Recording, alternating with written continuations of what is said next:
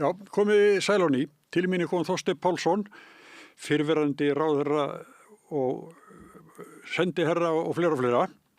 Þegar ég náttúrulega þekki ágætlega til þín, en sko ég fór svona í morgun svona rifju upp og það. Við unnum nú saman á ritstjórnum tíma. Já. Og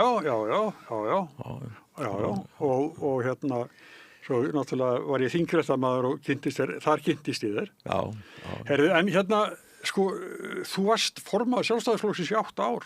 Já, það er rétt. Og sérstöku tíma. Já, þetta var mikill umbróta tími, bæði í flokknum, en auðvitað ekki síst bara í samfélaginu. Já. Það var á þeim tíma þar sem verðbólgan fór í himinhæðir og við vorum að takast á við að koma henni niður aftur og það tókst nú. Verðbólgan núna er bara bara sýnisótt miðað við sem var þá. Já, sjálfsögðu, en auðvitað verður að hafa í huga að það verður svolítið að bera saman hvað var að gerast í öðrum löndum. Verðbólgan var kannski 10-20% í grannlöndunum þegar hún var 80-100% hjá okkur. Og það er kannski svona hefur oft verið mismunurinn á Íslandi og öðrum ríkjum. Já, sem að við komum að kannski hvers vegna, við komum kannski að því eftir. En þetta, sko, þú ert kosin formaður flokksins og ég nú rætti þetta við áður. En þú ert utan ríkisstjórnar. Já, fyrst til að byrja með. Ungur, formaður. Já. Með ekki svo mikla reynslu þinginu. Já, nei, bara enga. Ég var bara kosin formaður í leið og ég kom inn á þingið. Já. Og þú þarft að hafa svolítið fyrir, því það er Geir Hallgrímsson, þetta snýri svolítið hann, sem var formaður undan þér.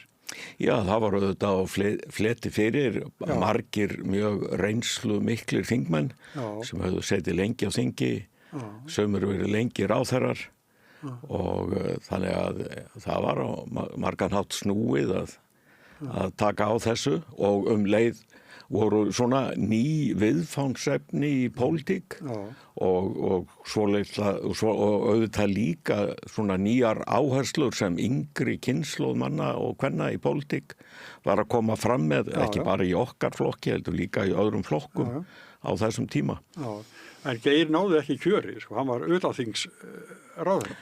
Já, það er rétt. Já, en þetta ég skildi mjög vel að þetta er mjög erfið mál og hefur ábyggilega faldið þér vonbrigðum? Nei, ég svo sem viss alveg að hverju var að ganga. Já.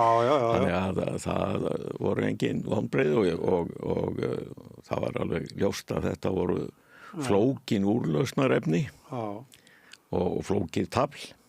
Já, en svo myndað þú ríkisstjórnarnar með Steingrími og Jóni Baldvin. Já. Sem þá voru allan Steingrími búin að vera mun lengur en þú. Já. Og Jón Baldur kannski líka.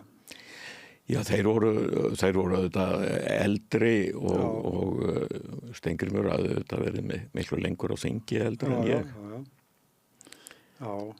En það einhvern veginn, það samstarf gekk illa. Já, fyrir margra hluta sakir þá náðu flokkarnir einfallega ekki saman. Já. Og endanum urðu deilur sem snerust það hvort að ætti að bregðast við aðsteðjandi efnahagsvanda með almennum efnahagsaðgerðum eða lántökum og millifærslum. Já. Og ég var tilbúin að ganga svona í átt til þeirra með millifærslur en fyrir því voru auðvitað takmörk hvað ég gat leyft mér að ganga langt í þeim efnum og það einfallega tókst ekki og þannig að leiðir hlut að skilja. Já, en það hefði verið mjög slæmt að reyna að halda því áfram á línni. Já, einmitt, en var þetta það ekki þannig? Var ríkisstjórnin kannski sprungin fyrir en að fræga sjónvarpsþátt? Já. Þannig að hún sprakk ekkert í beinni útsendingu? Nei, en það er ágætt þjóðsaga en auðvitað var bara láð þarna að baki djúpur ágreiningur og sem ekki reyndist kleift að brúa. Já. Já. En þetta svona fyrir það fólk sem kannski man ekki þennan tíma, en þetta var átakatími og... Já, þetta var mikill átakatími í pólitík en þetta voru líka gríðarleg verkefni, það var ekkert það var ekkert einfalt að keyra verðbólgu úr 80% og niður fyrir 10%. Nei. En það tókst á örfáum árum. Já. En það var auðvitað snúið og það tók á og það þurfti að færa fórnir, það var ekkert ókeipis. En það hérna, svo var náttúrulega straumkvör 1991 þegar að Davíð Oddsson býður sig fram gegn þér á landsfundi. Já, það voru náttúrulega bara lýðræðisleg átök og ekkert. En þá var hann náttúrulega sérlega vinsæll borgarstjóri. Já, mjög svo. Og með mikið fylgi borginni. Já. Og þú að koma út úr ríkisstjórn sem ekki gekk. Já, hún þannig að sko stað ykkar hérna á landsfundinum var svo dólík. Og auk þess hafði flokkurinn klofnað í kosningunum þar áður. Þannig að það var, en okkur hafði samt tekist að flokkurinn var komin aftur með sitt fylgi og vel það í skoðanakonunum, þannig að okkur hafði tekist að vinda ofan af þeim erfiðleikum. En auðvitað eins og þú segir var þetta bakgrunnur sem var ekki auðveldur og bara óskupæðilegt að menn tækist á það bara í lýðræðislegri kosningu. En það munaði ekki svo mikið, það? Nei, það var eitthvað lítið en eitt atkvæði dugar til þess að ráða niðurstöðunni. En svo bara í nýlugu formanskjöri í Sjálfstæðisflokknum, það var eiginlega nýja sem ekki góð niðurstaða. Já, hún getur verið ég meina það hægt alltaf að spila úr svoleiðis niðurstöðum en sem við nú kannski ekki tekist. Það er ekkert endilega víst að einhver yfirbörðasigur sé dýjumönnum til lengdar. Nei, alls ekki. En hvað finnst þér þá svona sem fyrirverandi formaður Sjálfstæðisflokksins og sjá þessar fylgistölu sem hann að mælast með? Bæði kosningunum náttúrulega síðustu og eins bara í skoðanakonum. Þetta eitthvað sem að engu datt í hug hér áður fyrir. Nei, en það eru breyttir tímar og flokkakerfið að breytast og það að breytast í takt við nýja tíma og í byrjun síðustu aldar þá vorum við með flokkakerfi sem mótaðist mjög af sjálfstæðisbaráttunni. Síðan myndast smám saman á þó nokkrum tíma flokkakerfi sem tekur meira mið af bæði hagsmunabaráttu en líka ólíkum hugsjónum og ólíkum hugmyndaheimum og þetta flokkakerfi dugði býsna lengi en svo koma nýjar áskoranir og alþjóðleg samvinna verður mikilvægari og þjóðfélagi breytist. Þannig og þessar gömlu átakalínur verða líka svolítið öðruvísi og þjóðfélagið hafði þannig séð færst meira inn á miðjuna og þannig að það var óskup eðlilegt að í byrjun þessarar aldar að þá byrjaði flokkakerfið að breytast og ég held að við séum bara að svona horfa á þá breytingu, taka á sig mynd. Og það bara, eflust allt í lagi bara með það, en fjórflokkurinn var lengi. Já, mikil óskup en svo bara breytist það. Og það eru ný viðfangsefni og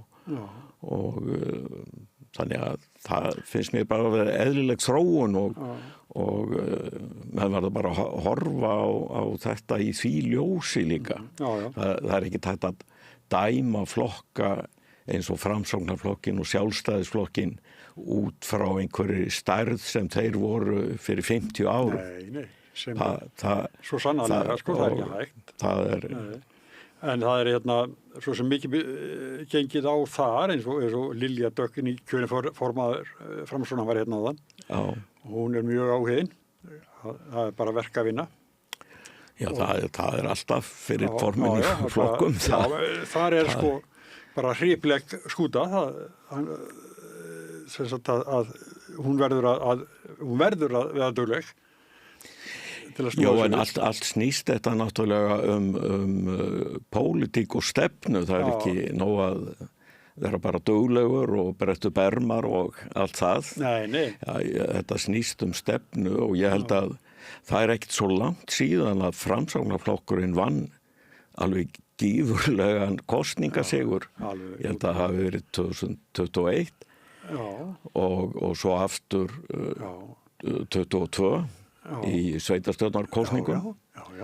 Og en mitt mat það að forysta flokksins hafi ekki áttað sig á því hvaðan fylgið kom. Þeir tóku þetta fylgi á 2 síðustu vikonum í kosningabaráttunni 21 og það kom eiginlega öllu leyti frá Viðreisn og Samfylkingunni.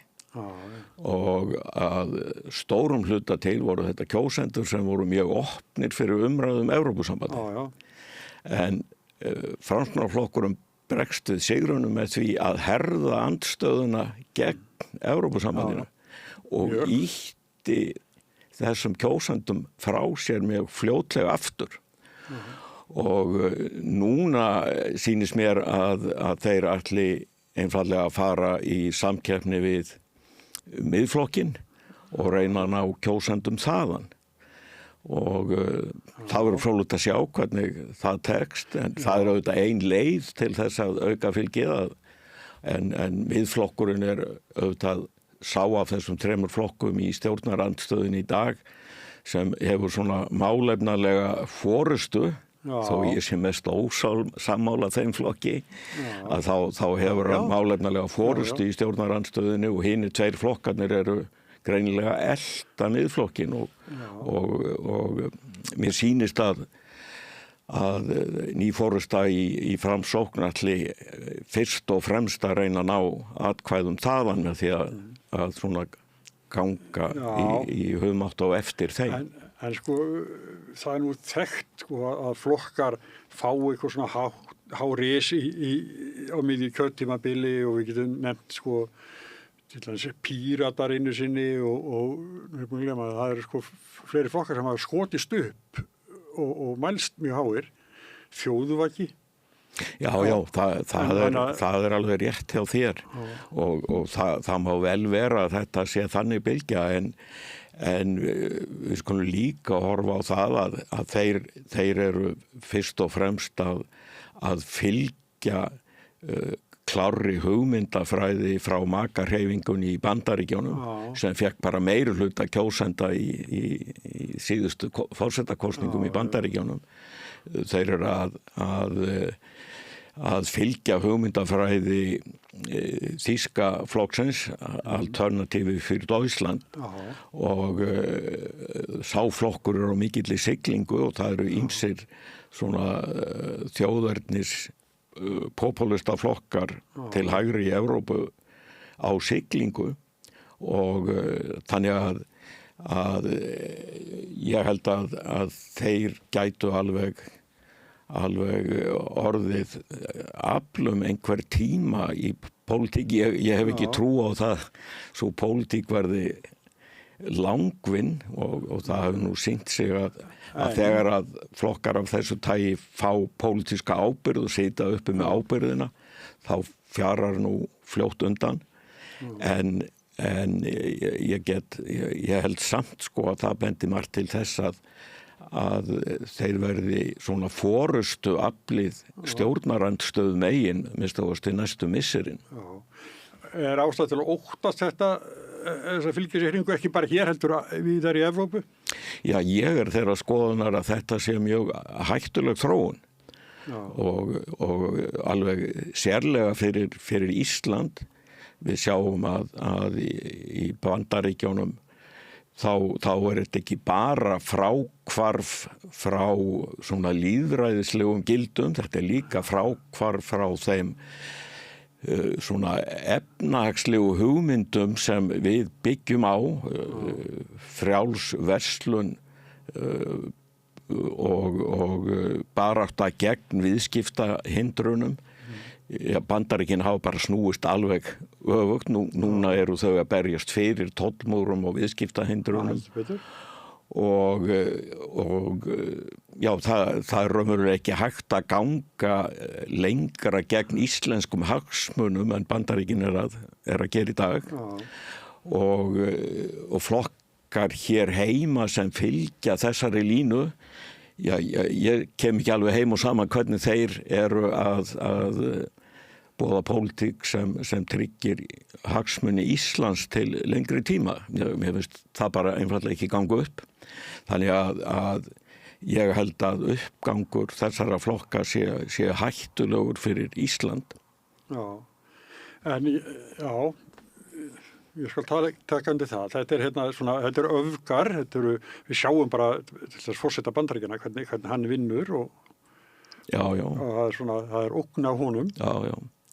Og það er eiginlega ekki hægt að flytja svo pólitík hér heima og segja við erum með vind í seglin af því að vindurinn kemur frá makarhefingunni í Bandaríkjánum og frá þjóðernis ástækisflokkum í Þýskalandi en við ætlum svona hér heima ætlum við að vera miklu betri. Það er ekki mjög trúverðug pólitík. Nei. En þegar maður tala flokka, ég gleymdi að spyrja einu finnst þér sárt að hafa þurft að hætta í Sjálfstæðisflokknum? Að hann hafi ekki getað farið þá leið sem að þú fórst? Já, ekki beint sárt, en ég játa alveg að það var mjög erfitt skref að stíga og það tók langan tíma. Ég bara viðurkenni það fúslega, en bara mér fannst það nauðsynlegt af því að ég var mjög og sannfærður að þær skoðanir sem ég var þá að tala fyrir varðandi alþjóðlegt samstarf Íslands og að verja íslenska hagsmuni bæði varðandi landvarnir en líka ekki síður efnahagsvarnir að það sé nauðsynlegt fyrir Ísland að stíga það skref og ég var það einhvern veginn að finna mínum skoðunum þarveg og það gat ekki gerst öðruvísi en með þessu móti. Og það voru auðvitað ýmsir sem við áttum samleið mörg í því efni. Ég var svo sem ekkert einn á báti í því. Nei. Ég var einnig að segja það, það var svo sem klopningur út úr Sjálfstæðisflokknum. Já, það má vissan hátt segja það, já. Ekki kannski í einni atriðinu en það svona. Já, það var svona þróun á lengri tíma. En þessuna finnst mér kannski orðið klopningur ekki rétt af því en þetta var af því að þetta var ekki gert þannig síðan til að koma höggi á Sjálfstæðisflokkin eða að það var bara fólk sem hafði þessa frjálslyndu skoðun og sem mér fannst að flokkurinn væri að loka sig af og raunverulega hverfa frá þeirri víðsýni sem hann hafði byggt fjöldafylgi sitt á gegnum tíðina og þannig að það var nauðsynlegt að stíga þetta skref. En það er náttúrulega staðreyndin er náttúrulega svo að þú fyrrverandi formaður ert í Viðreisn og formaður Viðreisnar er fyrrverandi varaformaður Sjálfstæðisflokksins, þannig að tengingin er alveg augljós. Já, ég meina það er ekkert launungarmál og ég held að það ræturnar liggja bara í þessu að Sjálfstæðisflokkurinn var auðvitað miklu breiðari fylking og miklu frjálslyndari flokkur en hann kýs að þrengja sína afstöðu og það hlaut að hafa afleiðingar á endanum. Mér minnir þú sagt að fram að þessu hafi Sjálfstæðisflokkurinn verið svona forystu flokkur í erlendu samskiptum. EFTA, NATO. Já, það er alveg rétt að Sjálfstæðisflokkurinn hafði forystu öll þessi skref sem við stigum til aukinnar alþjóðlegrar samvinnu. en jafnan í samstarfi eða í eiginlega öllum tilvikum í samstarfi við Alþýðuflokkinn og það átti við inngönguna í NATO sem Framsókn studdi líka en það átti líka við inngönguna í fríverslunarsamtökin og það átti við inngönguna á innri markaða Evrópusambandsins og þannig Ísland hefur alltaf verið að taka skref fram á við í þessum efnum og nú það hefur aldrei liðið jafn langur tími á milli þess að við tækjum ný skref eins og núna. Samt hefur heimurinn breyst meira held ég en nokkru sinni á þessu langa tímabili. Þannig að við hættum að fylgja öldunni.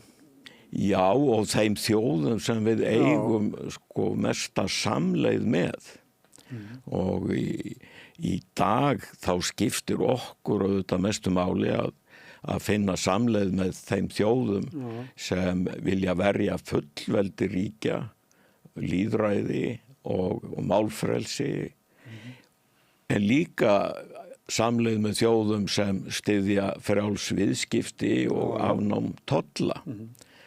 Og það var í sjálfum sér alveg hægt að standa fyrir utan tollabandalög þegar að þróunin í heiminum var þannig að það voru allar þjóðir á leiðinni til meira frelsis og afnáms viðskiptahindrana.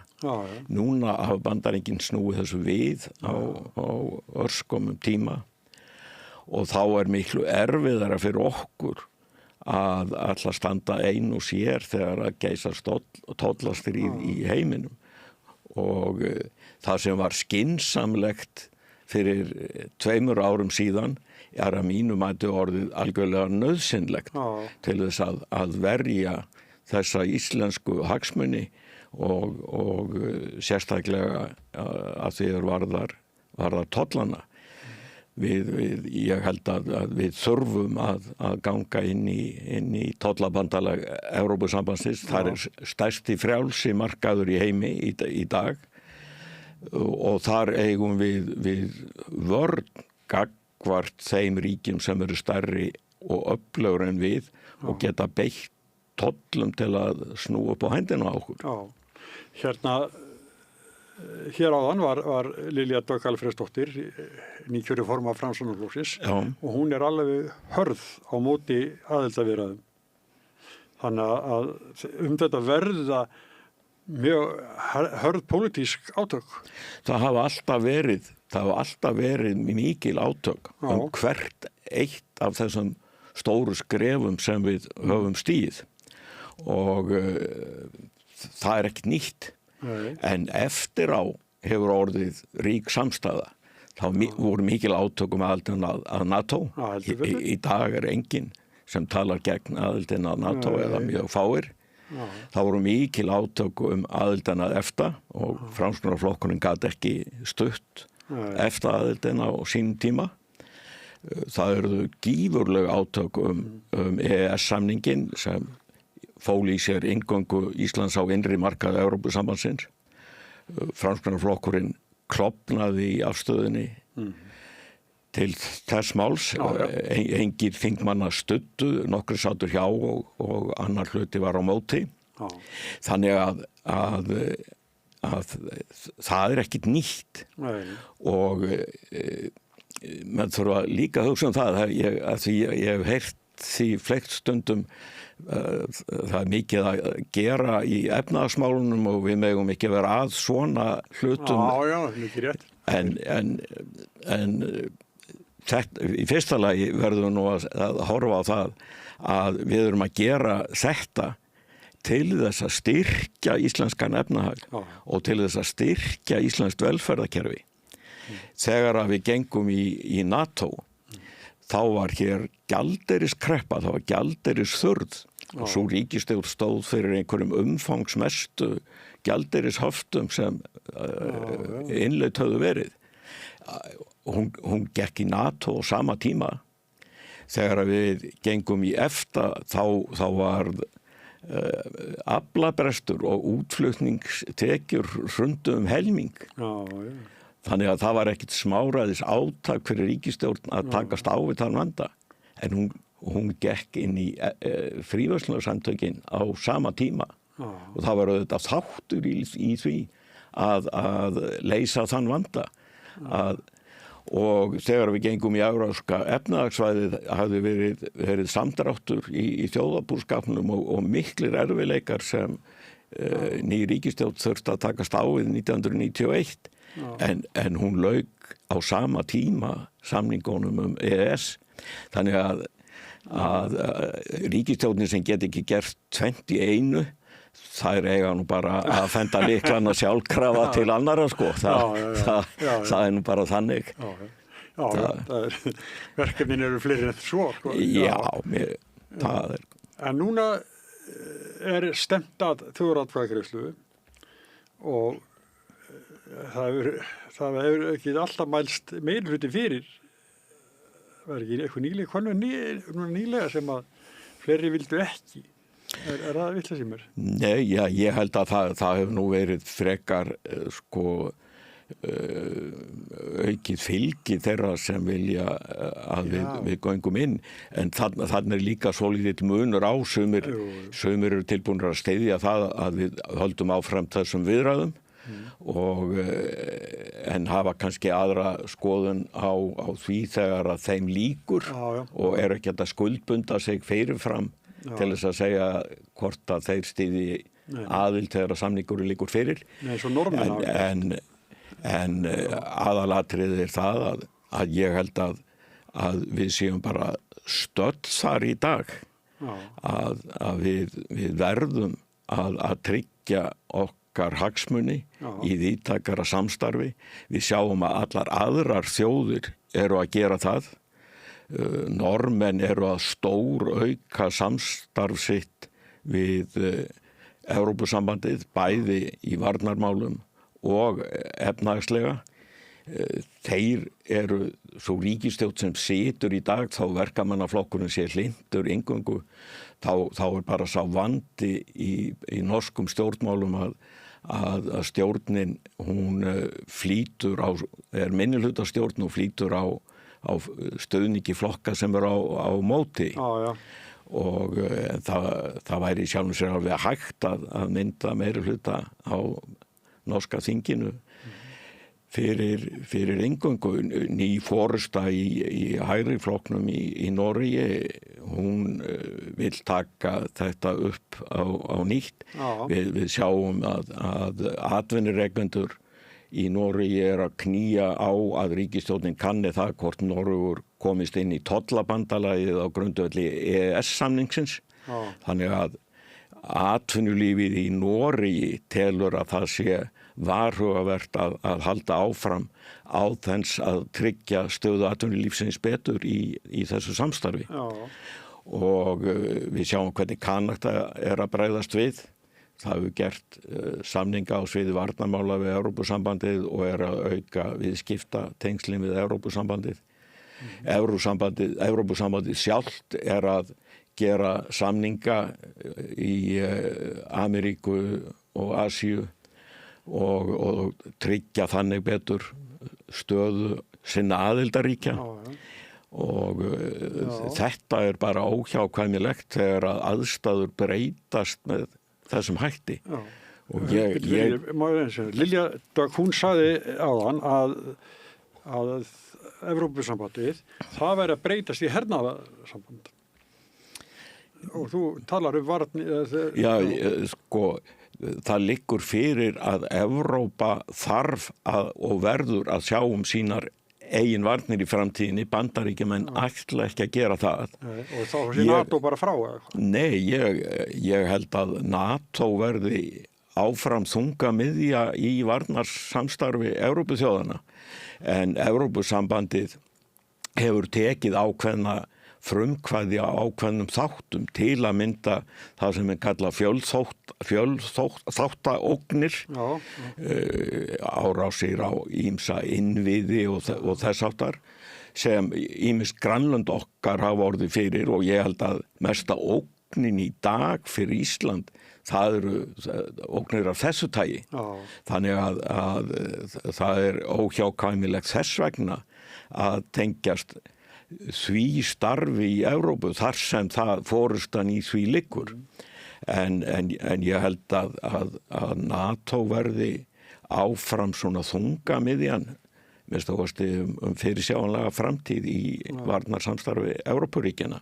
En aðalatriðið er hitt varðandi af því að það eru efnahagsmálin sem skipta okkur meira máli í dag þegar að heimurinn bara breytist frá því að vera á leiðinni í síaukið viðskiptafrelsi yfir í tollmúrastríð, að þá verða menn að verja sig og við höfum á þessu sviði staðið með og verið í bandalagi með þeim þjóðum sem vilja frjáls viðskipti.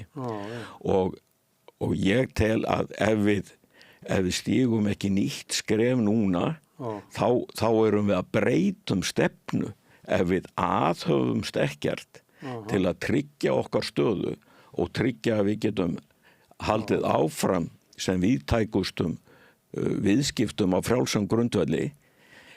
Þá erum við að skipta utanríkispólitík til þess að halda áfram óbreyttri utanríkispólitík verðum við að stíga þetta skref.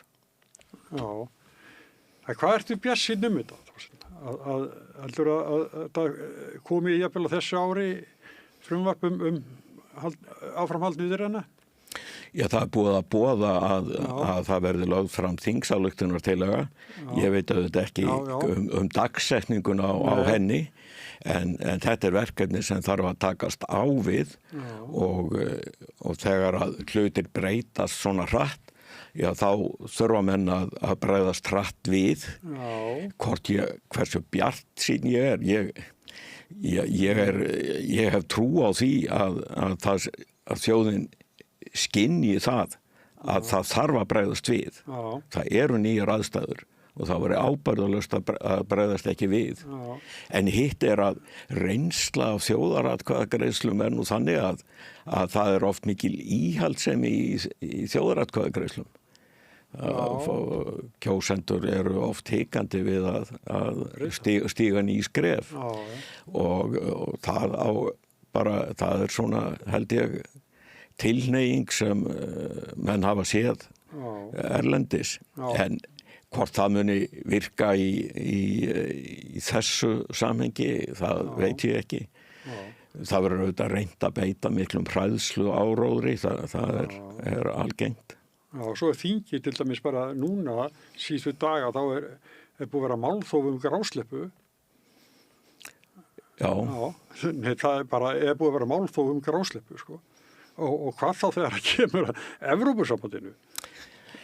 Já, ég er nú ekki alveg sammálaður í því. Ég held að þegar að stjórnarandstaða tekur sig saman að fara í málþóf út á grásleppu, sem ég er ekkert að gera lítið úr. En þá er hún eiginlega að segja við þjóðina við höfum ekki miklar áhyggjur af öðru sem að gerast í samfélaginu. Mér finnst það svona að vera stóru skilaboðin. Já, ég líka, en segi það, sem er ekki að planað þetta í þessu máli og hvað þá þegar að eru heildar hagsmunir undir? Já, en við búum í lýðræðisríki og það er allir þingmenn sama rétt og þingmenn meirihlutan segja sama rétt á að tjá sína skoðanir og þeir eiga sama rétt að það sé gengið til atkvæða til þess að meirihlutin hverju sinni fá að ráða og út á það gengur lýðræðið. Og þannig að ég hef nú ekki trú á því ég held að það myndi virka mjög einkennilega á þjóðina ef það kæmu fram 3 flokkar í þinginu sem sagðust ætla að tala endalaust til þess að taka valdið af þjóðinni í þessu máli. Og settum við bara Íslandsmet í málþófið fyrra. Jú, og þeir riðu nú ekki feitum hesti frá því og það er kannski hluti af þeirra vanda í dag hvernig þeir tóku á því máli. En ég held að það er ennþá hættulegra fyrir þá að koma að segja við erum hérna komin í málþóf til þess að taka valdið af þjóðinni og koma í vekk fyrir að þjóðin fá að ráða þessu máli. Ég er ekki vissum að þeir ríði feitum hesti frá því. Eitt skoðanir, svo koma hagsmunirnir. Jú, bara sjáum til. Ég held að ef ég sæti ríkisstjórn þá var ég ekki hræddur við það málþóf. Nei, hvað bara leiðilegt? Já, en ríkisstjórn,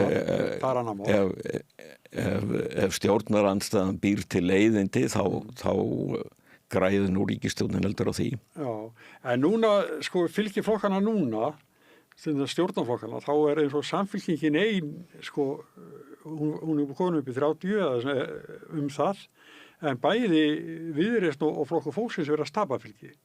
Já. Er þetta eðlilegt bara að forystuflokkurinn þetta er greinlega, það er mjög athyglisvert að samfylkingin hefur aukið fylgisitt helming í þessu samstarfi og þannig að það er svona af því að það er ekki algengt en virðist vera nokkuð stöðugt og þannig að ég held að fylgi ríkisstjórnarflokkana sé bara nokkuð stöðugt. Heildin, myndi halda meira við held ég. Já, ég held að þeir hafa geta gert það, svo auðvitað koma alltaf upp ný sjónarmið í kosningum en þetta ég held að bara ríkisstjórnin hafi farið vel af stað, hún stendur ágætlega og hún er ekki með stór byltingar á form og henni er að taka svona jaft og þétt á hlutum og þetta stóra viðfangsefni sem er spurning fulla aðild að Evrópusambandinu er nú ekkert við höfum tekið miklu stærri skref áður ég meina það var miklu stærra skref þegar við gengum inn í innri markað Evrópusambandsins sem er 75% af starfsemi þess þannig að við erum núna að tala að stíga skref sem er 25% viðbót og þeir sem eru hugmyndafræðilega sammála aðild að innri markaðnum þeir hafa ekki sterk hugmyndafræðileg rök gegn 25% aðild til viðbótar hún gerist alveg sama hugmyndafræðilega grundvelli en auðvitað gerir ég mig grein fyrir því að það geta verið einstök atriði þar sem menn geta haft skiptaskoðanir á og flokkar geta verið að móti því að taka það skref út af einhverjum tilteknum atriðum en það er ekki hugmyndafræðilegur ágreiningur þannig að ég í raun held ég að svona í utanríkispólitíkinni sé ekki þessi djúpa gjá hugmyndafræðilega það hvar við eigum heima og með hverjum við eigum að vinna og það er ekki djúp gjá en svo geta menn haft mismunandi skoðanir á einstökum úrlausnarefnum en á endanum þarf alltaf meirihluti þjóðarinnar að taka einhverja heildarhagsmuni þjóðarbúskaparins og lýðveldisins og segja hér eigum við heima og við fáum meir út úr að stíga þetta skref En þessi umræða fer í gang væntanlega seinna árinu líklega en hérna með samfylkinguna er það þannig að því að Kristrún Frostadóttir á svo takmarka fortíð í stjórnmálum hún kemur, hún er örugg messi og vel máli farin og hún á öruglega stærstan þátt í þessari fylgisaukningu ég er engum vaf það og hún hefur áskapað sér traust hún er trúverðugur málflytjandi og það er ekki auðvelt fyrir stjórnarandstöðuna að setja hana á gat í efnahagsmálum og þau eiga mjög erfitt með að setja fjármálaráðherra á gat í efnahagsmálum þannig að í efnahagsmálunum spila þessir tveir ráðherrar mjög sterkt saman og hafa búið til svona trausta ímynd út á við. Já, það mikið rétt, sko. Það en já, þetta verður spennandi, þessi sem framundan.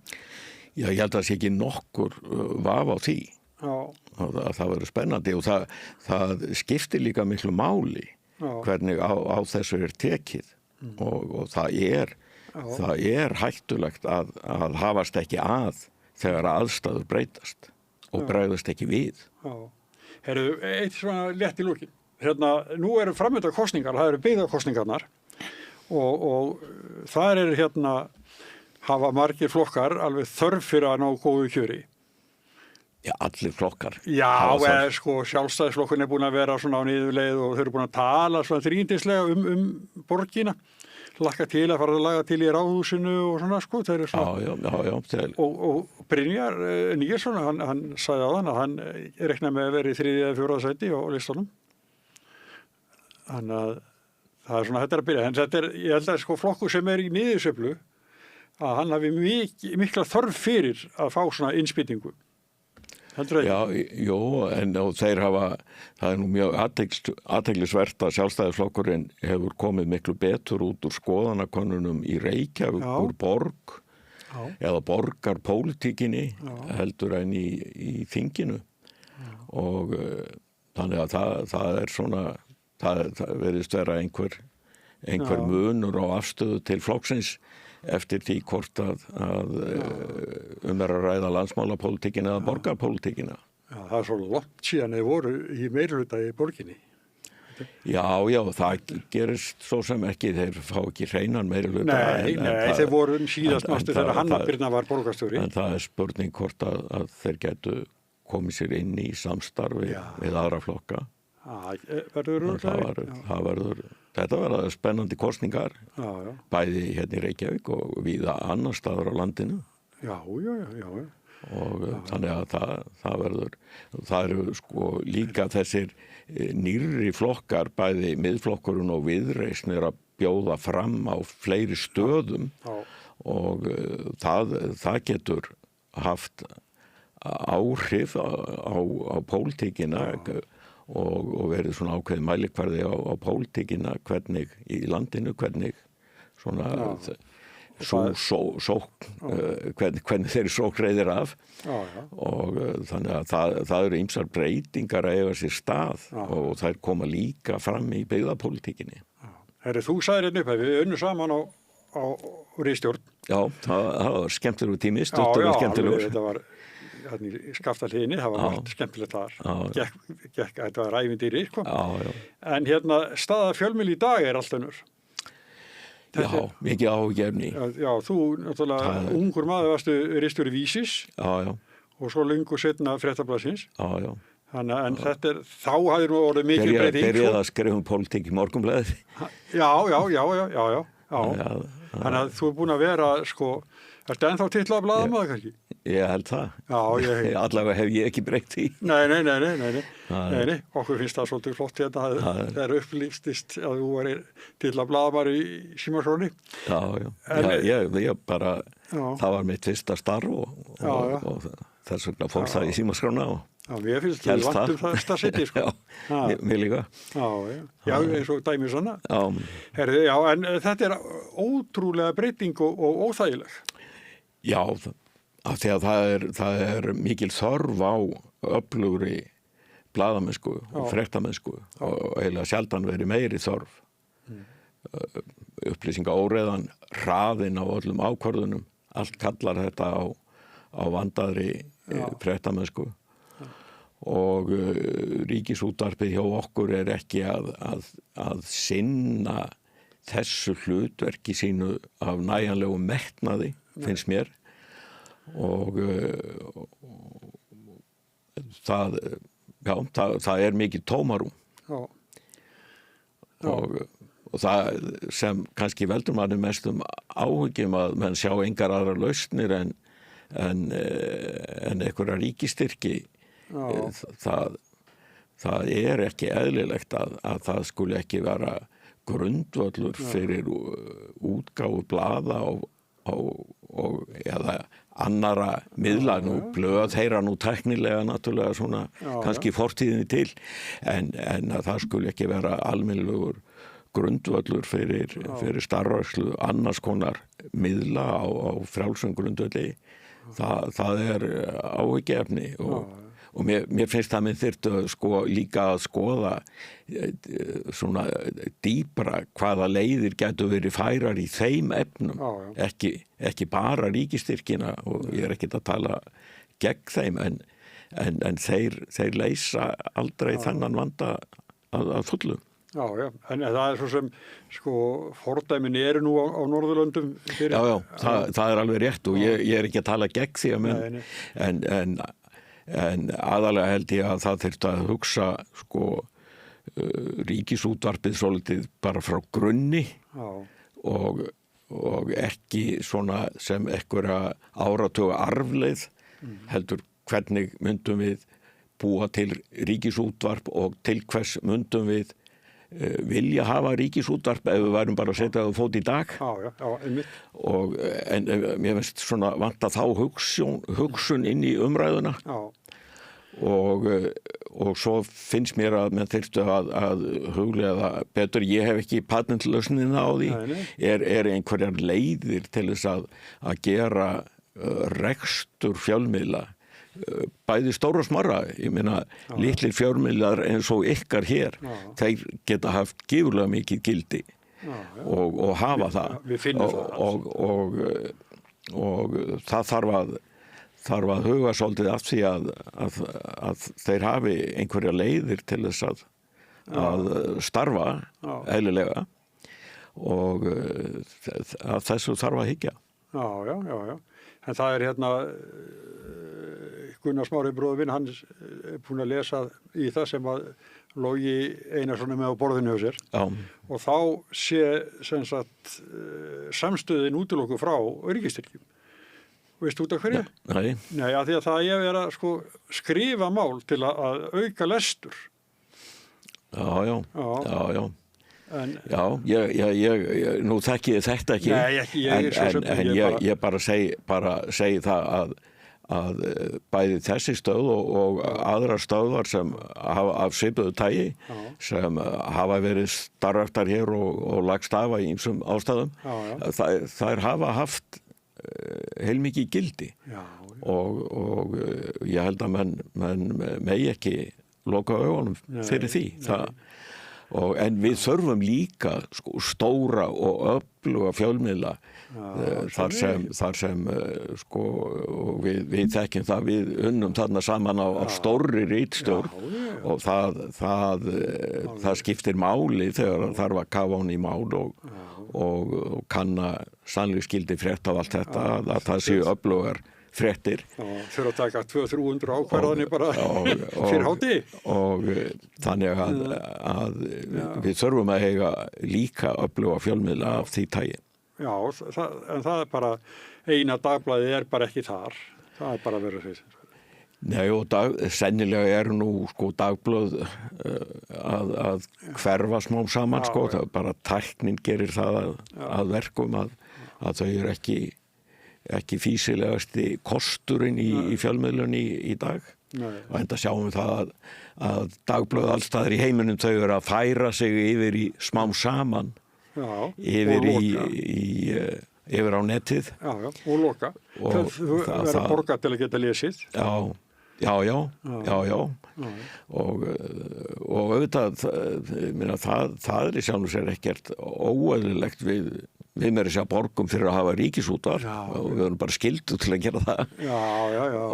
Og þannig að það er ekkert óeðlilegt við það að borga fyrir lestur. Það kostar peninga að búa til fréttir, og þess vegna er að borga fyrir þær. Og það kostar að búa til umræðu eins og þessa. Og þannig að allt er þetta svona bara harður veruleiki sem mann þurfa að... En við fáum ekki lof, og bara gaman að því. En þá eigum við ekki bara að segja þetta og fara út í kuldan. Það er konundagurinn. Fara að koma okkur heim bara. Ég þakka þér mikið vel fyrir samtalið. Takk. Og ykkur fyrir að hafa verið með okkur, og Ég kann nú ekki ræðuna kunnarsmála en þetta skiptir máli að sem flesti gerist áskrifundur svo samstöðin fái haldið áfram. Og það sést inn á heimasíðu samstöðurinnar. Þar hægt að finna hvernig á að gerast áskrifandi. En þakka ykkur fyrir í dag, sæla sinni.